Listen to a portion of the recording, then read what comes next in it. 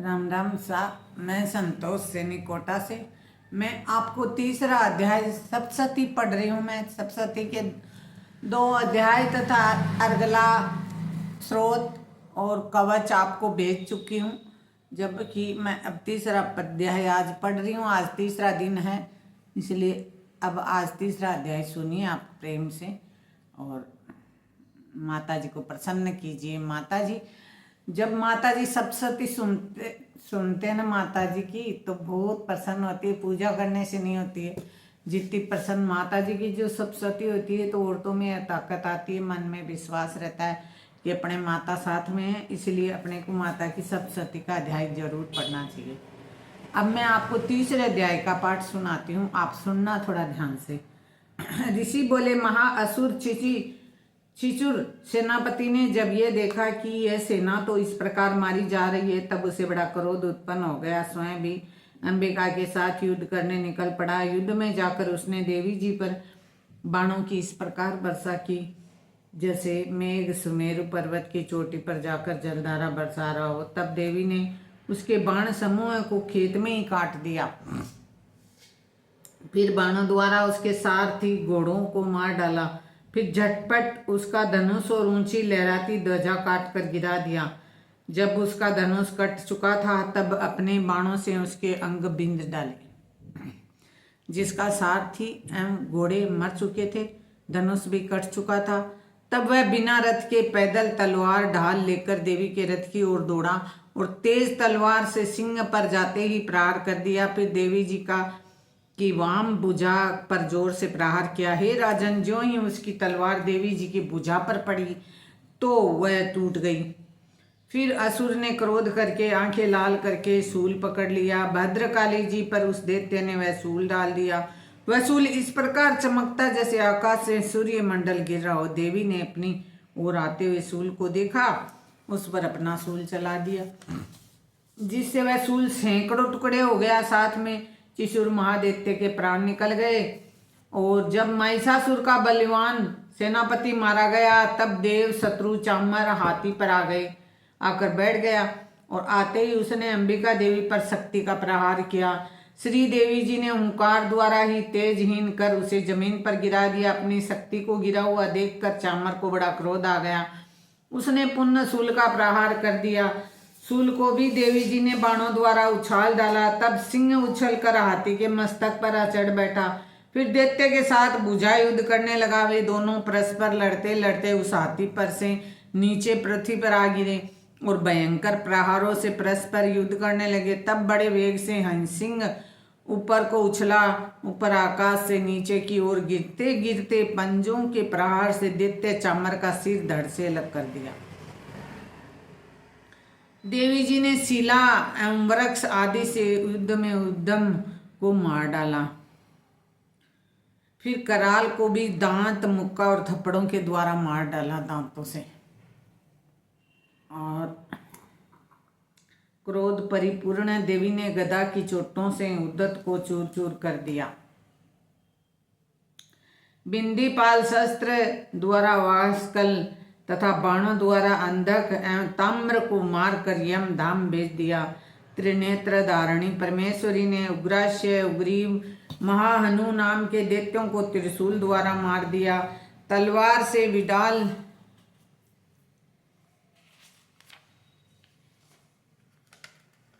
काटने लगी। तब तो वह तलवार हाथ में लिए पुरुष दिखाई देने लगा। तब शीघ्रता से तलवार ढाल वाले उस पुरुष को अपने बाणों से देवी ने बींध डाला। तब वह एक बड़ा हाथी हो गया। उसने सूंड से उस महादैत्य को खींच लिया, फिर गर्जने लगा। उसके खींचते समय अपनी खड्ग द्वारा देवी ने उसके सूंड को काट दिया। फिर वह महादैत्य भैंसे का रूप में आ गया और चराचर त्रिलोकी को सताने लगा। तो जगत माता चंडिका क्रोध में आकर फिर उत्तम मधुपान करने लगी, लाल लाल नेत्र करके हंसने लगी। वह दैत्य भी बल पराक्रम के मद में उन्मत्त हो गरजने लगा। अपने सिंगों से पहाड़ उठाकर देवी की ओर फेंकने लगा। अपने सिंगों से पहाड़ उठाकर देवी की ओर फेंकने लगा। देवी ने भी अपने बाणों के समूह से उसके फेंके हुए पर्वतों को चूर चूर कर दिया। तब सुरापान के मद के कारण लाल लाल नेत्र वाली चंडिका जी ने कुछ अस्त व्यस्त शब्दों में कहा। देवी जी बोली, हे मूढ़, जब तक मैं मधुपान कर लूं तब तक तू क्षण भर के लिए गरज ले। मेरे द्वारा संग्राम भूमि में तेरा वध हो जाने पर तो शीघ्र ही देवता भी गरजने लगेंगे। ऋषि बोले, इस प्रकार कहकर देवी जी उड़कर उस महादैत्य पर चढ़ गई। पांव से दबाकर दैत्य के कंठ पर त्रिशूल से वार किया। देवी के पांव से दबे हुए उस दैत्य ने मुख से बाहर निकलने का प्रयत्न दूसरे रूप में किया।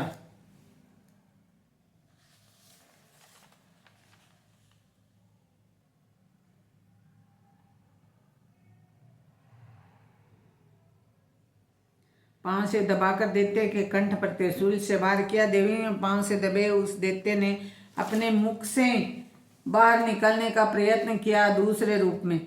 अभी आधा ही निकल पाया था कि देवी जी ने पराक्रम उसे वहीं रोक दिया।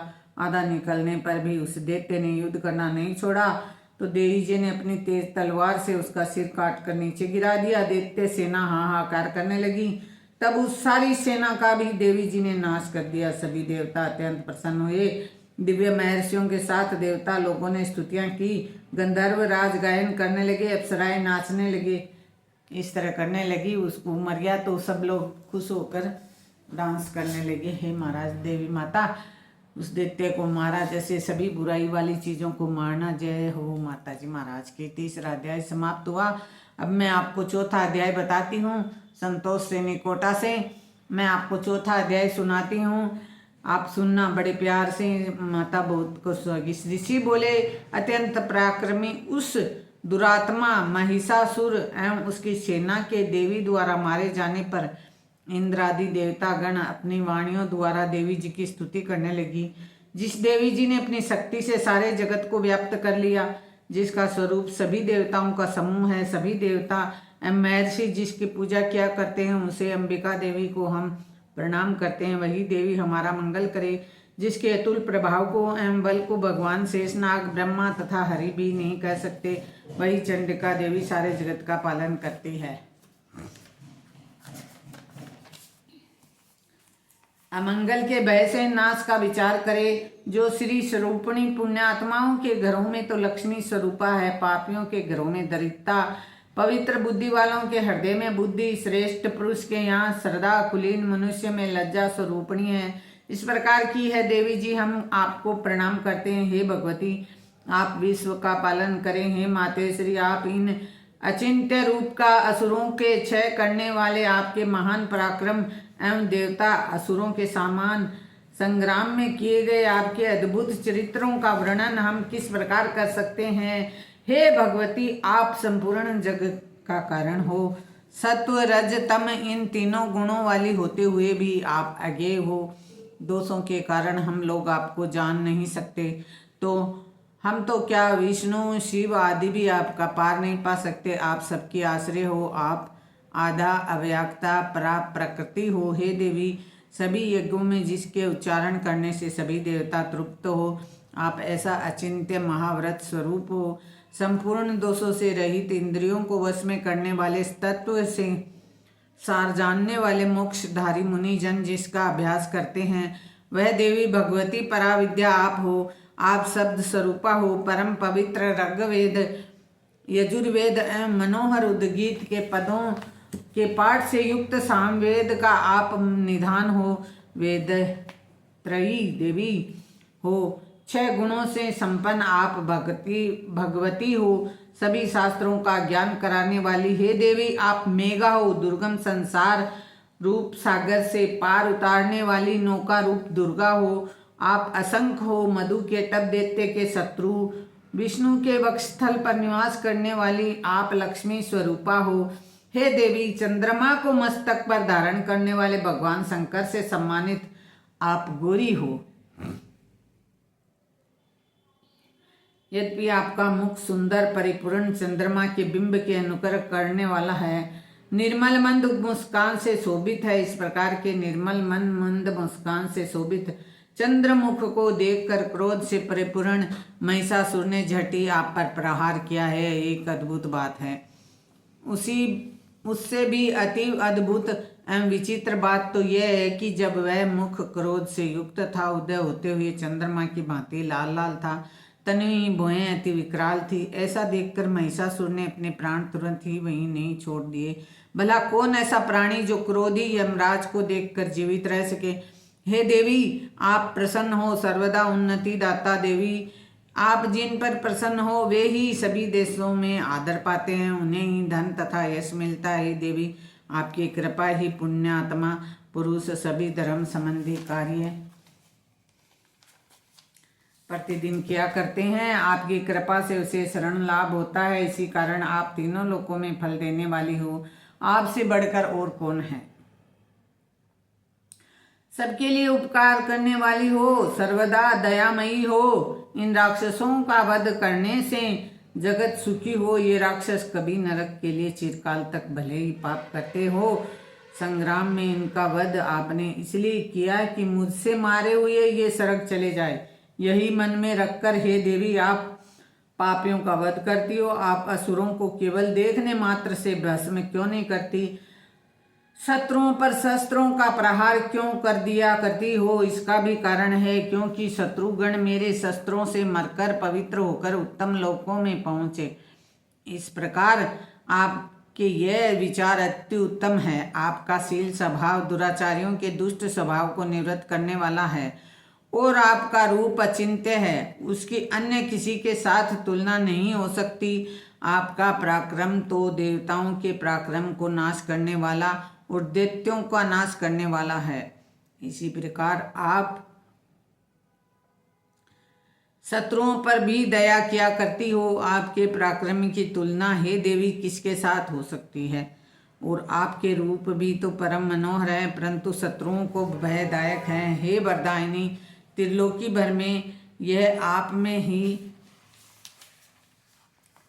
दिखाई देते हैं। हे देवी, शत्रुओं का नाश करके इस सारी त्रिलोकी को आपने रक्षा की है। संग्राम भूमि में उन दैत्यों का विनाश करके उन्हें स्वर्ग पहुंचा दिया और वहां हमारा भय भी दूर कर दिया, जो कि हमें उन्मत्त दानव डराया करते थे। हे माता, आपको नमस्कार है। देवी, हमारी शूल से रक्षा करे। हे अंबिके, खड़ग द्वारा हमारी रक्षा करे एवं घंटा के शब्द तथा धनुष की टंकार से भी हमारी रक्षा कीजिए। हे चंडिके, पूर्व पश्चिम दक्षिण में हमारी रक्षा करे। अपने त्रिशूल को घुमा घुमा कर उत्तर में भी हमारी रक्षा कीजिए। ऋषि बोले, इस प्रकार देवी जी को देवताओं ने स्तुति की और नंदनवन में उत्पन्न हुए फूलों तथा गंध चंदन से जगत की माता की पूजा की। सभी देवताओं ने भक्ति पूर्वक दिव्य रूपों द्वारा अर्चना की। तब देवी प्रसन्न होकर उन देवताओं को बोली, हे सभी देवताओं, अपनी अभिलाषा के अनुसार आप सब हम वर मांगो। देवता बोले, हे भगवती, आपने तो हम सभी की कामनाएं पूर्ण कर दी है, अभी कुछ बाकी नहीं है। हमारे इस महिषासुर शत्रु का आपने वध कर दिया, फिर भी यह प्रसन्नता पूर्वक हमें वर देना चाहती है। तो हे माता, यह वर दीजिए कि जब जब भी हम आपका स्मरण करें तब तब आप हमारी सहायता करें, आपत्तियों को दूर करें। प्रसन्न वंदे मातेश्वरी, जो भी मनुष्य इन स्तुतियों द्वारा आपकी स्तुति करे उसे वित्त रिद्धि सिद्धि वैभव दीजिए। हे अंबिके, हम पर सदा विरसन रहिए। ऋषि बोले, राजन, जब देवताओं ने अपने तथा जगत के कल्याण के लिए इस प्रकार वर मांगा तब उन्हें तथास्तु कहकर भद्रकाली अत्यंत ध्यान हो गई। हे राजन, पूर्व काल में तीनों लोकों का हित चाहने वाली देवी का देवताओं के शरीर से जैसा प्राकट्य हुआ वह सारी कथा मैंने आपको सुनाई है। चौथा अध्याय अब समाप्त हो गया। मैंने आपको प्राकट्य की कथा आपको सुना दी है। चौथा अध्याय आपको सुनाया है, आपने सुना है बड़े मन से, अच्छी बात है। जय मातेश्वरी। अब मैं आपको 5वां अध्याय बताती हूँ। 5वां अध्याय सुनाऊं।